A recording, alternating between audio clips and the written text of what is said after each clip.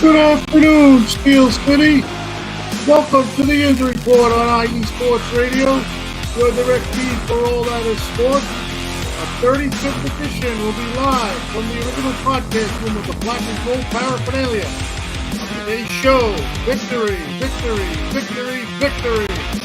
Standing up, Steelers, Penn State Nittany Lions, West Virginia Buccaneers, all victorious this past weekend. Start with our Steelers getting the W in the UPL. On the road, what was it?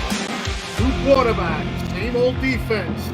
TJ Watt, stick, known as number one, goes in the W column. Hashtag, here we go. Speaking of TJ Watt, his report debuts our Defensive Player of the Year board. We're trying to help this dominant defensive player get his award in his breath. The Panthers get win number 2 as the Panthers rally. Right on the second half. We got freshman quarterback named Eli Holstein. Comeback. The Agents all down 6. Number 8 Penn State comes away with a stirring win. Happy Valley. Over a Bowling Green team that was very game. Hashtag we are with the victory. West Virginia also puts it number 1 under the W column. Russian Mirage versus Albany. Great to see by West Virginia. All Steves continue to submit to gain his first MLB award by posting records, winning games, leading the MLB, ERA, and standing ovation by Willard Fleming. Well, Steel City, Pittsburgh, please come join us on 35th episode live on the Yinzer Report on IE Sports Radio. Your direct feed for all that is sport. Let's go!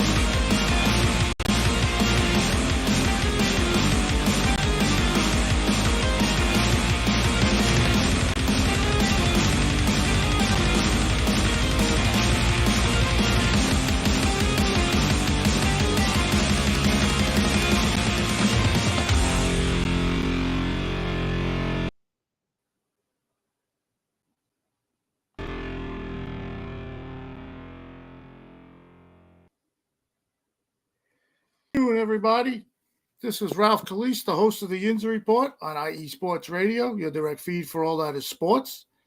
On today's show, we're going to be talking about victories that happened over the weekend for all Pittsburgh sports with the Steelers, the Penn State Nittany Lions, the Pitt Panthers, and the West Virginia Mountaineers. But before we get into all that, I'm going to get into some sponsors. And we're going to get into them. It's going to be Planet Beef Jerky. And then we're going to get into Seal the Deal Wax Seals by Cecilia B. And then we're going to get into IE Sports Radio. All right, so let's get into those sponsors right now. And here we go.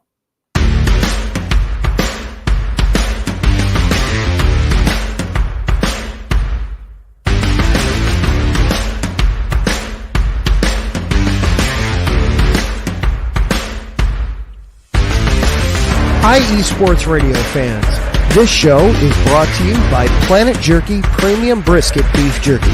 Planet Jerky is the official jerky of the 2022 California League champion Lake Elsinore Storm, single-A affiliate of the San Diego Padres. This all-brisket jerky has gluten-free options, contains no MSG, no sodium nitrate, is low in sugar, and high in protein.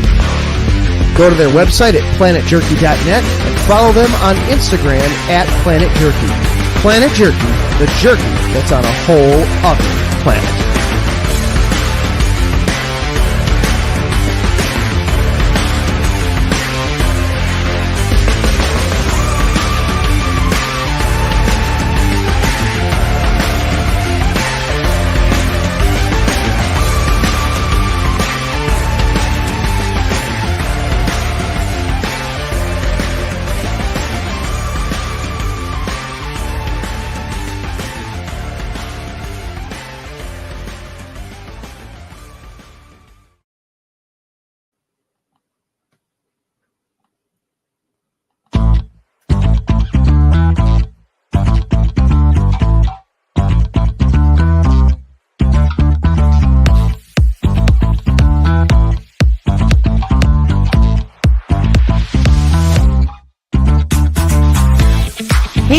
IE Sports Radio fans, be sure to check out our sponsor, Seal the Deal Wax Seals by Cecilia B. You just finished your very own wedding or baby shower invitations and you're looking for that extra special touch? Maybe you just wrote a letter to a relative or a friend and you want to add to their smile when they receive it. Then seal the deal with Cecilia's handmade sealing wax stamps for your invitations, letters, and gifts. You bring the deal, we'll bring the seal. You can find them on Instagram at sealthedeal_wax stamps and on Facebook, Seal the Deal Wax Seals.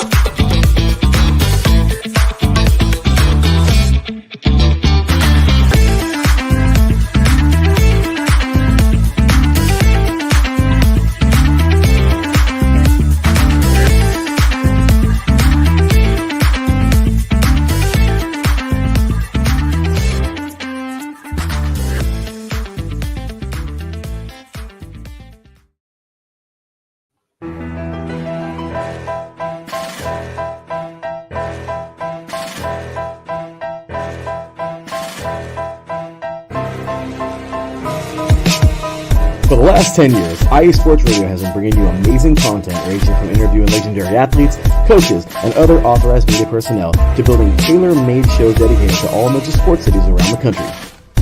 Make sure to follow us at IE Sports Radio on X, Instagram, Facebook, TikTok, and YouTube to keep up with the latest in sports and with all of our shows. Also, make sure to check out our daily updated website at iesportsradio.com. At iesportsradio.com, you can see our daily show schedule and check out all of our show pages with personal bios to learn a little bit more about each of our awesome hosts.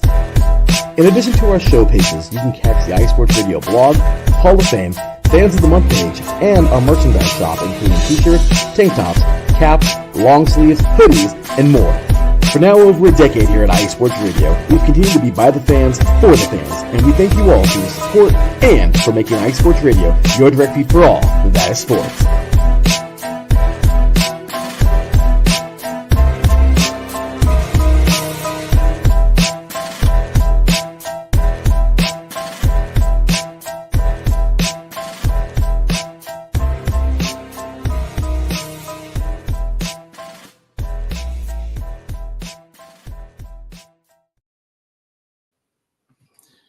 All right, welcome back. This is the Yinzer Report on IE Sports Radio, your direct feed for all that is sports. I'm your host, Ralph Calise. How's everybody out there doing today?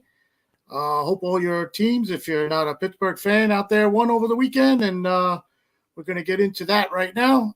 Thanks to our sponsors, Planet Beef Jerky, Seal the Deal Wax Seals, and IE Sports Radio. All right, so let's get into the Steelers game that happened this past Sunday. And we'll start out by getting into the week before.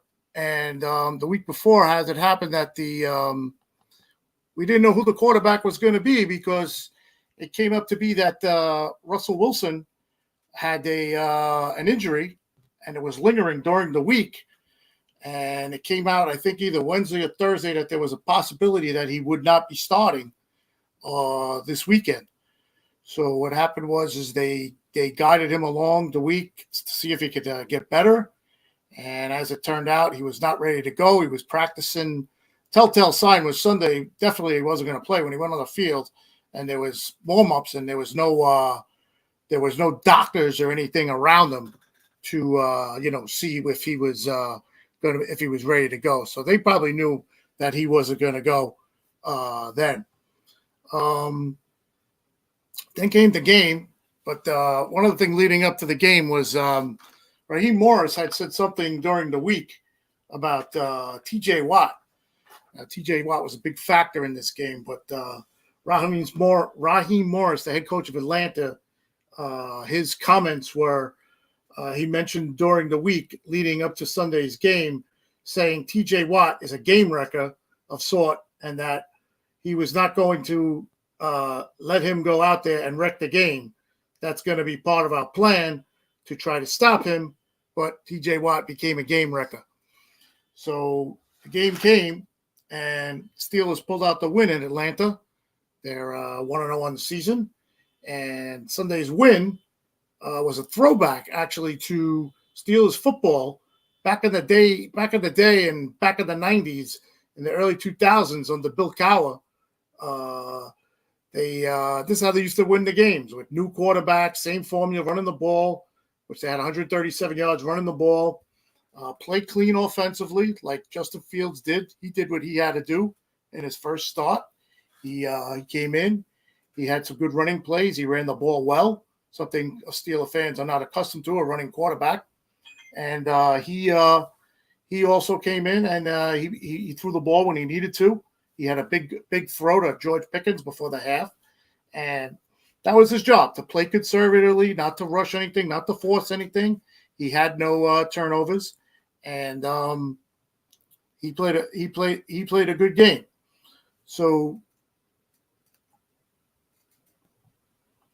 excuse me. So the defense came up, and the stout defense, like I said, they only gave up 10 points, 226 total yards. The Steelers defense allowed 54 yards only in the second half to the Atlanta Falcons. So they had a great second half versus them.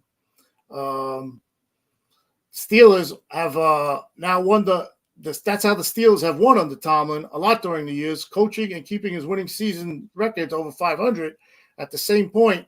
But now it's got to be more, because 18 points isn't going to win you every game in the NFL. It did Sunday versus the Falcons, but it's you got to score touchdowns, like he said later on in his press conference. He said they gotta get the ball in the end zone. Just to go over how stout the defense was, the second half drives for the Falcons was a fumble, a punt, an INT, TJ Watt walk-off sack. We're going to get into TJ Watt in a little bit. They averaged 1.2 yards per play. It was a defensive domination versus Kirk Cousins and the Falcons offense. So they clamped down on him good. And star of this game was the kicker, Chris Boswell.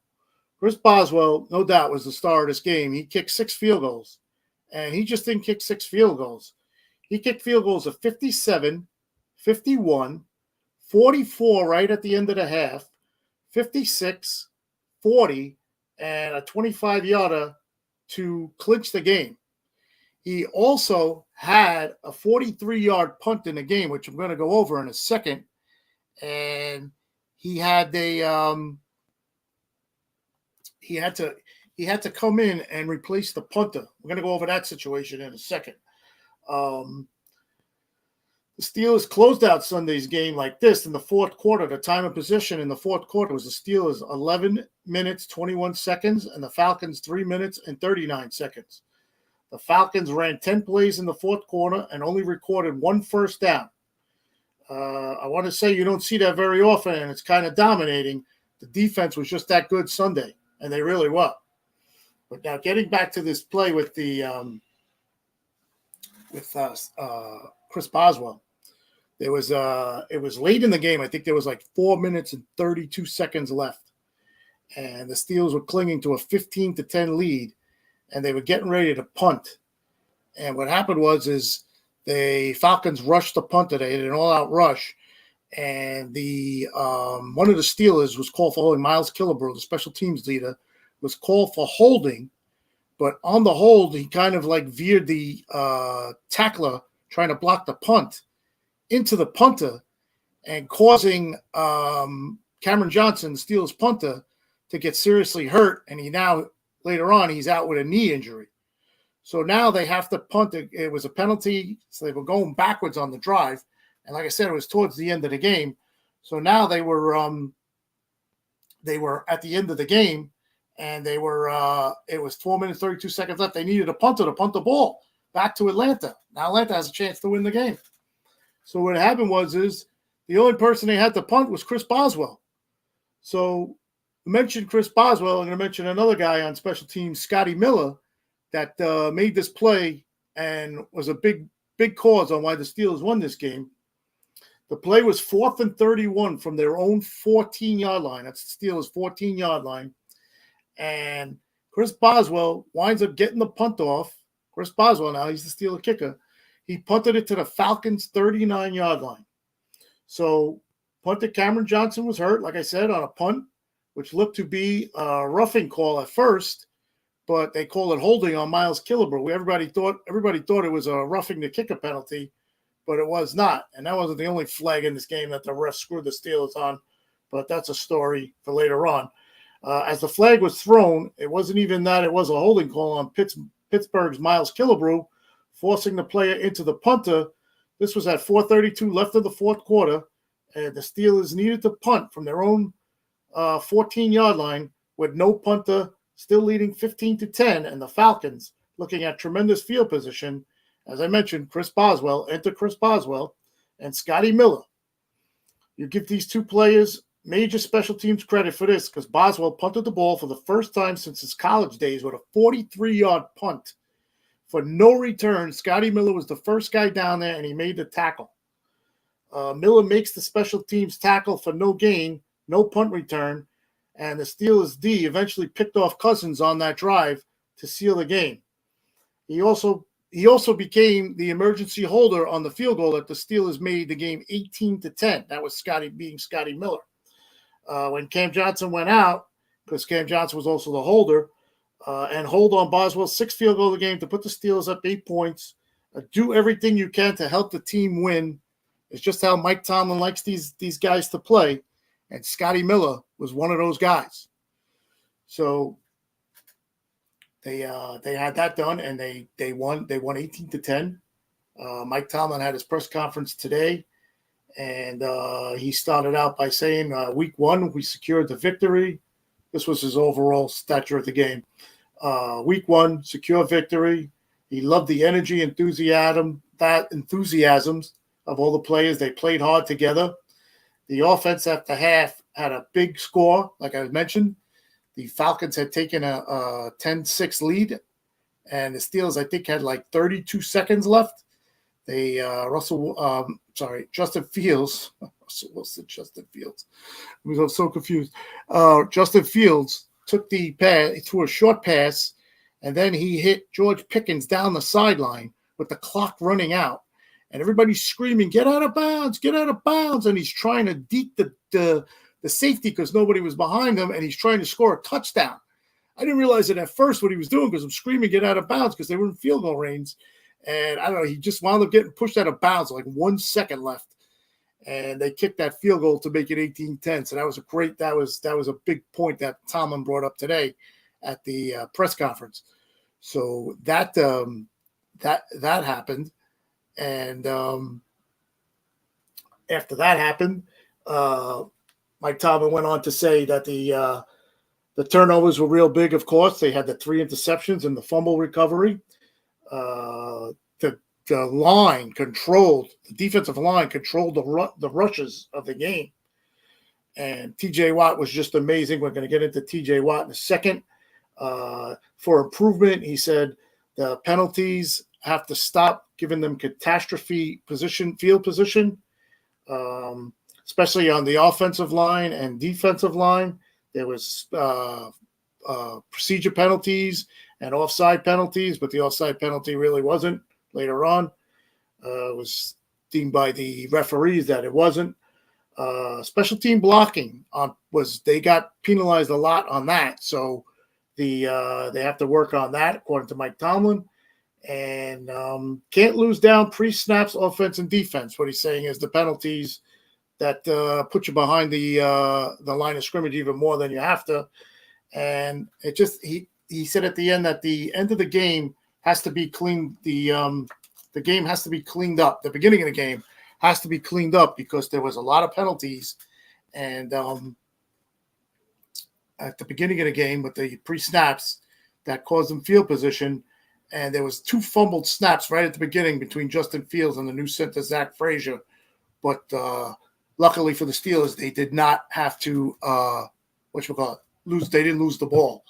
So that's how the game went. They won the game in Atlanta. Mike Tomlin came out, and he said in the press conference after the game exactly what he basically said here in today's press conference. But what I want to do now is I want to talk about TJ Watt, because TJ Watt was a defensive game wrecker in this game, as mentioned by Raheem Morris, the coach for the Atlanta Falcons. So what TJ Watt did in this game, he had 4 tackles, 2 tackles for a loss, 3 quarterback hits, a fumble recovery, 1 sack to end the game, like I said. And he did have 2 sacks with 2 forced fumbles, both nullified by penalties. One was, like I said, the pre-snap offside penalty that Mike Tomlin was talking about. That penalty was not a penalty. You could watch every replay you will see, and it was not a penalty, and the ref even admitted to TJ Watt and Mike Tomlin at halftime that was a penalty. They screwed that up. So take away that sack and forced fumble, and then he had another one that was taken away to a hands-to-the-face penalty by the cornerback on the Falcon wide receiver. So in hindsight, he should have had 3 sacks, a fumble recovery, and 2 forced fumbles, along with his other stats that I mentioned. just an amazing player. Just an amazing player. Watt said his comments after the game. Watt said there were so many Steeler fans at the game that the Falcons had to switch to a silent count early, and he said that as a huge advantage for the defense. That's why I mentioned at the beginning. Was it a road game? Maybe it was a home game for the Steelers if they got that advantage on there. He also mentioned another advantage, saying film study. He found what he called a golden nugget studying film before the game or during the game. Perfect timing to get a sack to force a fumble. The problem was it was too perfect. He was called for the offsides, and he wasn't happy about it. Watt said the official told him at halftime he might have made a mistake on that one, like I just mentioned. So he had a definite forced fumble sack taken away there, and he had the other one taken away by a penalty by the Steeler. Watt also said Steeler Nation was absolutely incredible, but he's not surprised. And in my opinion, he owned the offensive lineman Caleb McGarry on the Falcons. So that was TJ Watt. And what I want to do today on the Yinzer Report is TJ Watt has been nominated for Defensive Player of the Year for the last 3 years. And the elusive trophy keeps slipping through his hands. And I just wanted to do something for him to try to help him along. And what I did was I made a board, and I'm calling it the Defensive Player of the Year Award board. I have it here, and it has all the teams on it. Hold on a second, get it here for you. It has all the teams on it. Okay, it has every team that the Steelers are playing this year. There's the AFC, and here is the NFC. And we're going to call this the TJ Watt Defensive Player of the Year Award board. What we're going to do is each game is we're going to track TJ Watt's stats to try to help him along for this award. So, like I just mentioned, his stats for this first game, which should have been better than they were, he had 1 sack, 2 tackles for a loss, 3 quarterback hits, 4 tackles, and a fumble recovery versus the Atlanta Falcons. So here is the board again. We're going to go ahead and we're going to put the first sticker on the board for TJ Watt for his Defensive Player of the Year award.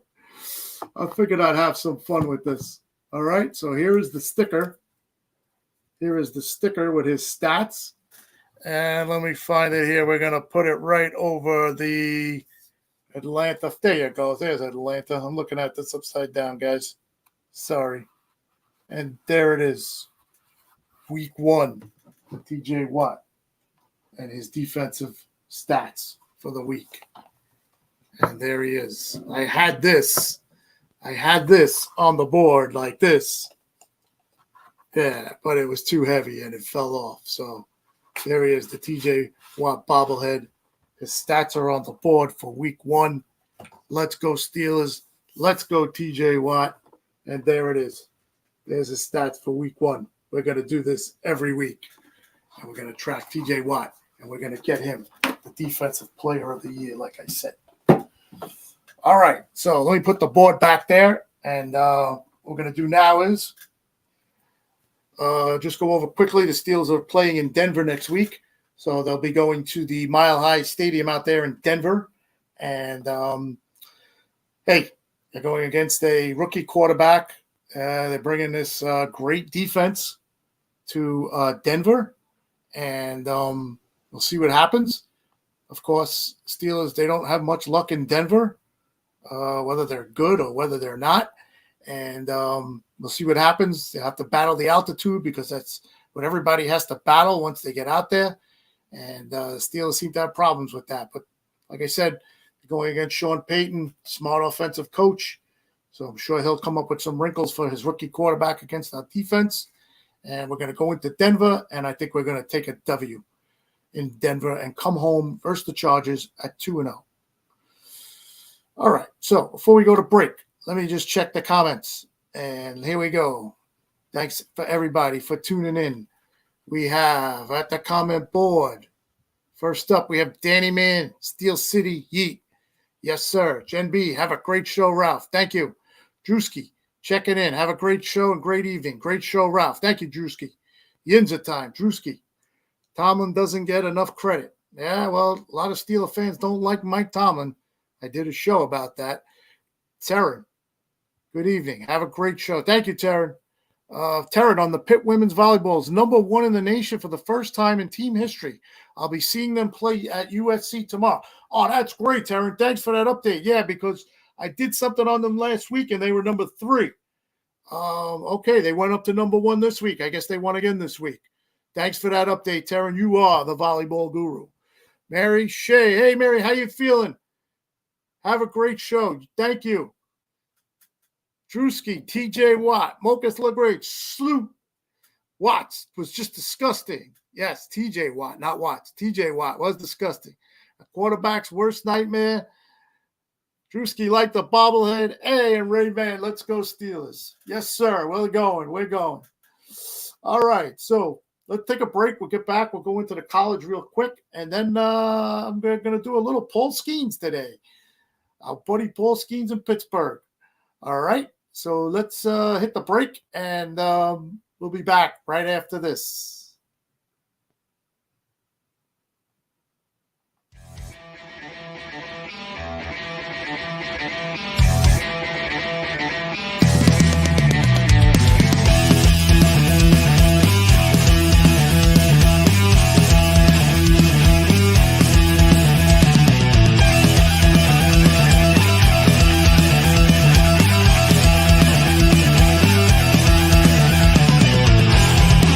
It's IE Sports Radio.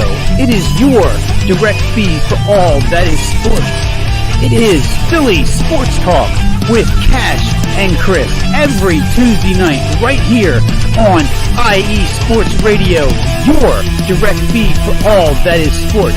Philly Sports Talk with Cash and Chris is the most comprehensive view on Philadelphia sports exclusively right here on IE Sports Radio. You know what it is, your direct feed for all that is sports. Tuesday night, IE Sports Radio, Philly Sports Talk with Cash and Chris.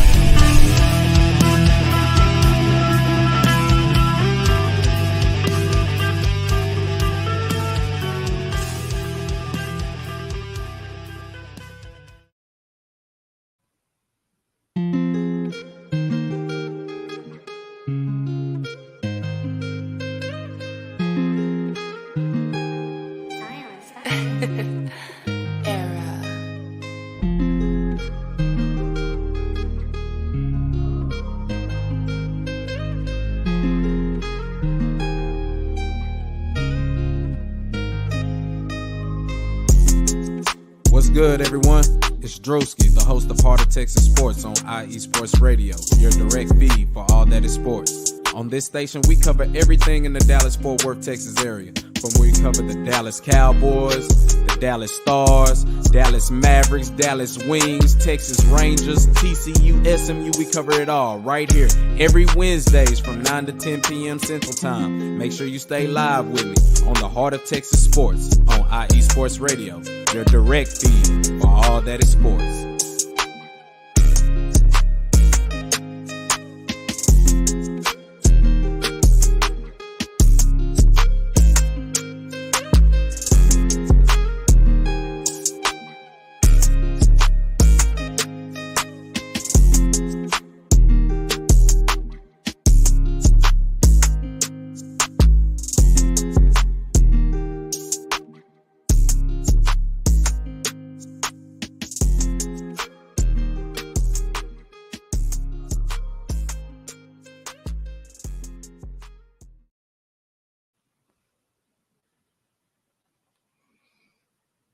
All right, welcome back. This is the Yinzer Report on IE Sports Radio, your direct feed for all that is sports. And let's get into some college football now over the weekend. Our three area teams in Pittsburgh, Pitt Panthers, Penn State, and West Virginia Mountaineers all came up with victories.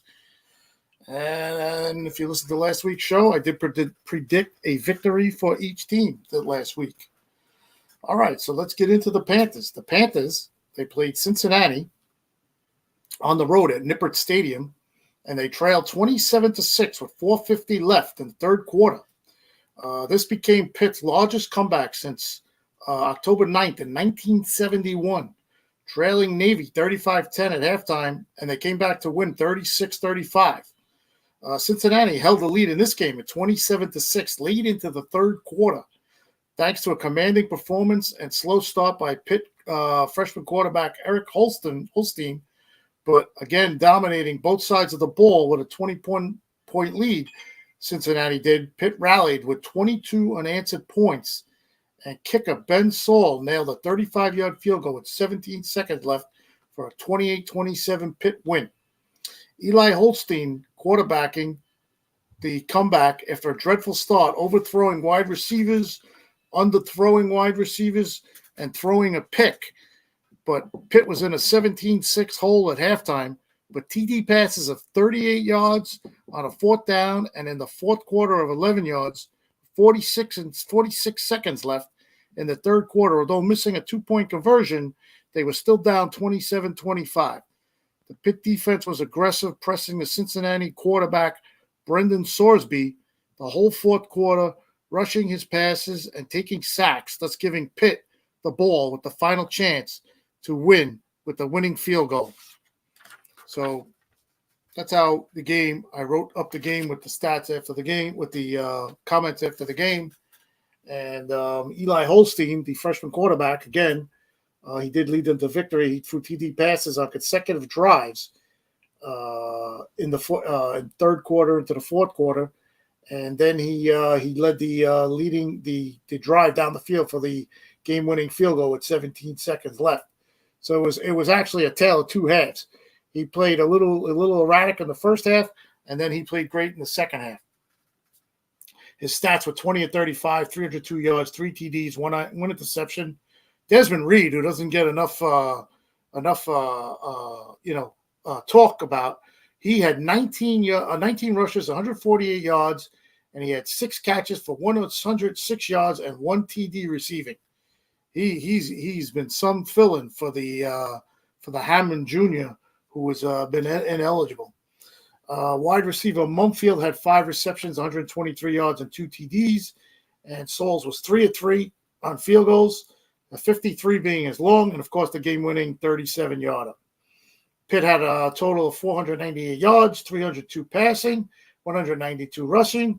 They averaged 7.3 yards per play, and the time of possession was solely not in their favor. It was 23 minutes and 12 seconds for Pitt and 36 minutes and 48 seconds for Cincinnati, who really, really dominated in the first half.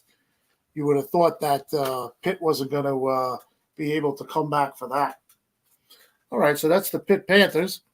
Now we're going to get into Penn State. Number 8, Penn State was their first home game, and they played Bowling Green. Bowling Green started this game out like a house of fire. They were in this game to win it.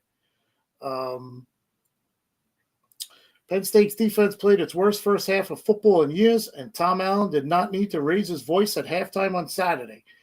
The new defensive coordinator for the Nittany Lions knew his players could rebound. They just needed to refocus. Boy, did they refocus. Drew Allard threw for 2 touchdowns and ran for another TD, and Penn State's defense clamped down after a rough first-half push that pushed the number 8 Nittany Lions past Bowling Green 34-27. Nick Singleton scored twice, Amari Evans caught a touchdown pass, and Sander Sahadic kicked 2 field goals for Penn State, which is now 2-0, and they trailed. They trailed at halftime. 24-20, they were losing at the half. I don't know what happened at half. I know that they made the adjustments, but maybe Bowling Green came up with everything they could possibly come up with in the first half, and nothing seemed to work in the second half. One note in this game that was pretty interesting: Penn State defensive coach Tom Allen, he had a long embrace with Bowling Green quarterback Connor Basilik, who played under him at Indiana. The QB transfer from Indiana threw for 250 yards, 2 TDs, 2 INTs against Penn State. The Nittany Lions, they found their footing in the second half, keeping Bowling Green quarterback Belzak and Bowling Green out of the end zone. So, it was a back and forth first half in which the teams kept scoring and going back and forth. The home fans actually booed. They were booing Penn State on the field at halftime. They did not like what they were seeing. So that was Penn State. Also, Drew Aller threw for 204 yards, 13 to 20, 2 TDs, 1 INT. Nicholas Shelton had a great game. He had 13 rushes for 119 yards. He had that 41-yard TD at the end there to seal it. Caton Allen also played good. He had 14 rushes for 101 rushing yards. So they really rushed the ball well. And Tyler Warren, a tight end, had a career high, 8 catches for 146 yards. And the yardage in this game was Penn State 438 yards, Bowling Green 375. Excuse me. And just a note on the Tyler Warren, like I said, he set Penn State's single-game record for receiving yards by tight end. He finished with 8 catches for 146 yards and was Allen's favorite target all day. He wound up saying this game plan had some shots for tight ends, Warren said, and I was open. Also, I was watching some of the game, and they called him the John Riggins of Penn State because he wears number 44, but he's a tight end, and his uniform just showed he had stains and grass, and it was a John Riggins performance. And another thing I note is Penn State actually painted the goalpost bright white, I guess, for the home opener. And I don't think it was a whiteout game because I didn't see anything on it. Usually Penn State has a whiteout game where everybody's in white, and it's just an insane scene. I think they do it for night games. So we'll be looking forward to that. So they won this game, and they still wound up being ranked number 8 when the polls came out this week. And Penn State is now 2-0, and they have a bye week. Oh, and Pittsburgh is playing West Virginia next week. We'll get into that if we talk about West Virginia. And it's called the Backyard Rivalry Game. So that's coming up next week. Pitt and West Virginia. But let's get into West Virginia. Garrett Green threw for 3 touchdowns, and he ran for another as West Virginia beat Albany 49-14. Remember now, he played Penn State last week, and he didn't do well at all. So the West Virginia quarterback, Garrett Green, might never completely be satisfied with offensive performance as long as opportunities get into the end zone are left unnullified. 2 drives Green said, we had to clean things up. Other than that, it was a productive day. He threw for 3 touchdowns, ran for another score, and 2 West Virginia running backs rushed for over 100 yards, and the Mountaineers beat Albany 49-14 on Saturday night. C.J. Donaldson, another good running back in the Pittsburgh area, ran for 125 yards, and Jaheim Wright had 100 for the Mountaineers, who are now 1-1. Both had rushing touchdowns. The Mountaineers compiled 305 yards on the ground and shaking off some of the sting from the lethargic 34-12 loss, as we mentioned, to Penn State in the opener. A week ago, Green was responsible for 3 fumbles and got West Virginia into the end zone just once on 5 trips inside the 30-yard line. This time, the yards came much easier against Albany defense with 11 new starters. West Virginia coach Neil Brown said Green just did a better job of being in control compared to a week earlier. You've got to be real careful when he has high energy, Brown said. I don't ever want to put that flame out on him, but at the same time, he can overly get hot. He's got to continue to play with himself and thought he did a better job. He scored on a 40-yard run just before halftime, and he engineered a 15-play, 99-yard drive to start the third quarter, capped by his 10-yard scoring toss to Hudson Clement for a 35-14 lead. Green, who sat out the fourth quarter, completed 17 to 23 for 236 yards, and he added 68 rushing yards. And 7 different West Virginia players scored a touchdown. So takeaways from this game was the Albany Great Danes fell to 1-9 all-time against bowl division, subdivision opponents. West Virginia, the Mountaineers allowed 8 completions of at least 19 yards. Cornerback Dante Fagan was flagged for interference twice on the same Albany drive, including in the end zone. Mountaineers allowed 8 completions of at least 19 yards. Wow. I didn't realize that when I wrote it. He said, we've got to play the ball downfield better. That's what the coach said. Okay. So they did. They gave up 8 completions for 19 yards. Yeah, they got to clean that up. But after giving up pass plays of 41 and 49 yards on the opening drive of the second half, West Virginia's defense forced a pair of incompletions, and the Mountaineers took over their downs at their 1. And team stats, West Virginia 31 first downs, West Virginia 3 of 3 on fourth downs, 553 total yards, 248 passing, 305 rushing. And we mentioned Gary Green's stats, 236-yard passing for 3 TDs. C.J. Donaldson, 14 rushes, 125 yards, 1 TD. Jaheim White, 10 rushes, 100 yards. That's a 10-point average right there, 1 TD. Cole Taylor, 3 receptions, 47 yards, and 1 TD. And West Virginia has a two-way player. They call him Two-Way Gallagher. West Virginia's Rodney Gallagher caught 3 passes for 34 yards, and he had a solo tackle and a pass breakup on defense. So keep that in mind Saturday when you're watching Pitt versus West Virginia. You're going to see a college player who's playing offense and defense. And like I said, Saturday is the big game for Pitt and West Virginia.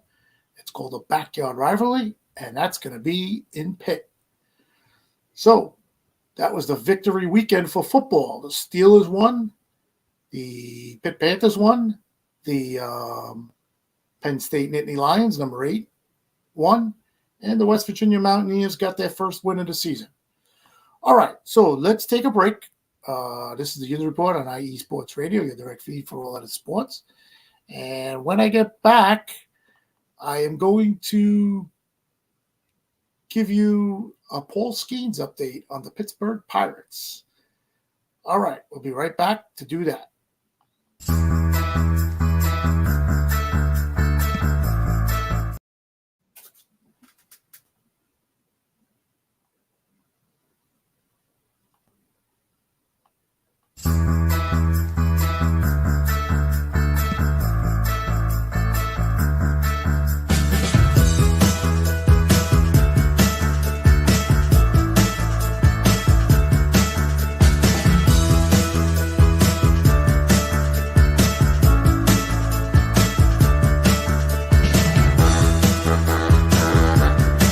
What's up, New York? This is Ricky K coming at you with the NY State of Sports, a new show here on IE Sports Radio, your direct feed for all that is sports.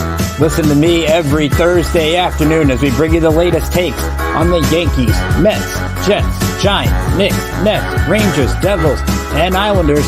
Plus, you get some college hoops and what's the local sports events going on in the area. It's a state that never sleeps, so why not get the opinions and sports takes that never sleep? Again, every Thursday, 2 p.m. to the NY State of Sports. We'll see you then.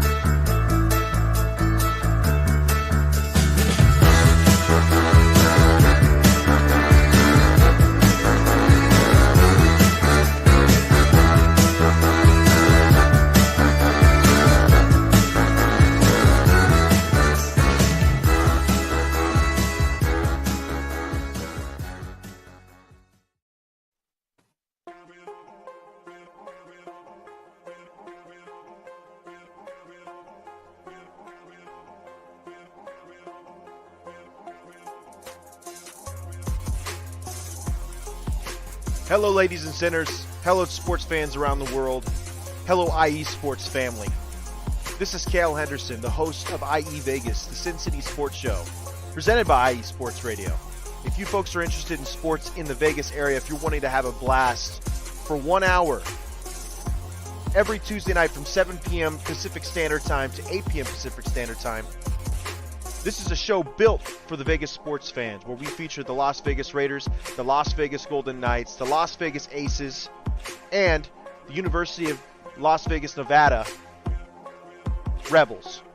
Hopefully, fingers crossed, MLB team coming soon. Either way, if you folks are looking to have a blast for 1 hour each and every week, tune in Tuesday, 7 p.m. Pacific Standard Time to 8 p.m. Pacific Standard Time. If you folks are interested in Vegas sports news, go to our Twitter at SinCities_IESR, and you can speak with me, the host, Cale Henderson, at Cale_Henderson on Twitter. At any time, be happy to reply. Always want to reach out to our fans. Again, the Sin City Sports Show, presented by IE Sports Radio, your direct feed for all that is sports.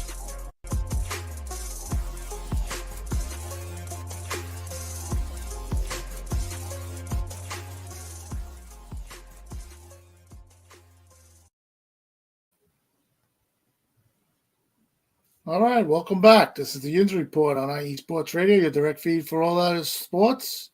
And it's Paul Skeens time. Paul Skeens is, well, let's hope he's going to do what we set out to say that he was going to do this year, because the right now the Pirates are just playing out the string, and Paul Skeens is the best attraction out there for anything that has to do with a baseball and a bat. So Paul Skeens is, as we know, trying to be the Rookie of the Year, and he's still putting up the stats to get that trophy. So I think I could see it coming in his future. And he had 2 starts within the past week of the last show that we did, and I wrote a little something and some stats of what he's been doing. So Paul Skeens, long to be a generational pitcher. He's going to be Rookie of the Year. Last 2 starts for a mess of a team. He's 2-0. Last week, not even his best stuff. He went out there. He shut out the Cubs for 5 innings. The Cubs at the time had the hottest lineup in the MLB. Last night versus the Marlins, Skeens became the Pirates' record holder for strikeouts by a rookie since 1900. He broke the record on his 143rd strikeout. Skeens himself saying, "I'm breaking the record." That's pretty good, pretty cool. Hopefully somebody breaks it soon. How could you not love this guy? He's so humble. He's just like, I've been talking about him all year. You Pirate fans out there know that. He struck out 9 or more batters for the 6th time this season. Rookie. Read that again. Struck out 9 or more batters for the 6th time this season. This guy's a rookie, and he started late. Don't forget, he started in late June. Last night, 6 innings pitched. This was versus the Miami Marlins. 6 innings pitched, 6 hits, 1 earned run, 1 base on ball, 9 Ks. He had 98 pitches, 66 strikes for 18 whiffs. As we all know, whiffs are swings and misses. He had his 96th pitch. This is insane. His 96th pitch topped out at 100 miles per hour. So 2 pitches before his last pitch, he was still throwing 100 miles per hour. And that was on his 9th strikeout. So his last batter, he struck out for his 9th strikeout, and he was throwing the ball at 100 miles per hour. Skeens on the 143rd strikeout that set the record. He recorded 3 pitches of 100 miles per hour in a row. Strike 1, 100 miles per hour. Strike 2, 100 miles per hour. Strike 3, 100 miles per hour. And a strikeout for the record. So again, that was his 143rd strikeout. He became the rookie, Pirate rookie for most strikeouts since 1900, and he threw 3 100-mile-per-hour pitches. Like I said, that's something that's probably going to be generational, or he's going to be generational. And of course, like I'll mention this, once he left the game, he got a standing ovation, just as I'm going to do. I'm going to stand up and give Paul Skeens a standing ovation. Mr. Skeens, I hope you get Rookie of the Year award because you deserve it, my man. And that's what I'm rooting for. He still must appointment watch TV for me. I do still watch him when he pitches, and I still will. I'm surprised the Pirates haven't pulled the plug on him yet and had him sit down for the rest of the year to save his arm. But no, this is good to see. I think he's got the best shot at the Rookie of the Year. He has a 2.10 ERA that leads the MLB, but he does not have enough innings to qualify for that stat. So who knows? Maybe he'll get some Cy Young Award votes, but I don't know. That's going to be pretty tough to win the Cy Young, but I definitely believe he's going to win the Rookie of the Year. So that's what I got on Paul Skeens. I put the hat on him for this segment. As you know out there, you guys know I love the guy, and I hope he has a great career, and hopefully it's in Pittsburgh because you know how the Pirates are with players. After a couple of years, they're looking to get rid of him. But he's a good player, good young player. And it was great to see the standing ovation by the Pirate fans that were actually there watching him. And he deserves it. He deserves it. All right. So once again, this has been the Yinzer Report on IE Sports Radio, your direct feed for all that is sports. Today has been a crazy Tuesday on IE Sports Radio. There's been so many shows that have been on today. Started early this morning with Larry B and his 3 and Out, where he recapped the weekend of football. There was a show also on the 49ers. And we just had the Texas Tornado with Angela and Fred. Texas Takeover with Angela and Fred. It was their first show. And now you have me, the Yinzer Report, and now you have everything coming up after. You'll have Jen B with the Cleveland show of the land. Then you'll have Patty Bax with the Buffalo Huddle. Then you'll have Philly Sports Talk with Bobby and Cash. It was just mentioned before on the show before me that Adam and Zachary with the Neutral Zone will be coming back in September. I believe it was the 24th. Their show will be coming back with the hockey. And then, of course, you have that last drop I just played by Cale Henderson, the Sin City Sports. It's all Vegas. So that's what's still upcoming on IE Sports Radio today. A lot of shows. Tuesday is really booked up for this radio station. All right, so like I said, that's it for me. I'm going to hit the music. I'm going to go have some dinner. The Steelers, again, are in Denver on Sunday. And sorry about that.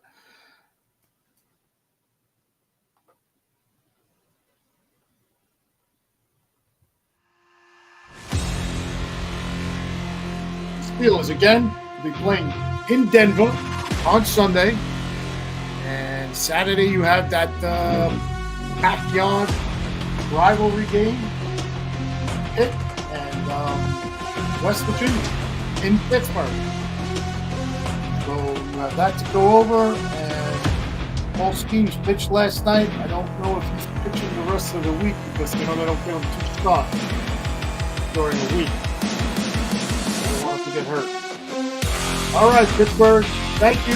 Enjoy your evening. Hope everybody enjoyed the TJ Watt Defensive Player of the Year award. Going to see me again one more time. There it is. Put the stats up there for week 1. There's the board. Goes close. The home board. Back. Packs are up. The win over the Falcons. 1 back. Tackles for a loss. 3 quarterback hits. 1 tackles. And a fumble recovery. Love TJ Watt. All right. There it is. There's the man. Go get him, TJ. We love you, guy. All right, guys. That's enough for me. Have a good night. Thanks for listening. I will talk to you guys next week.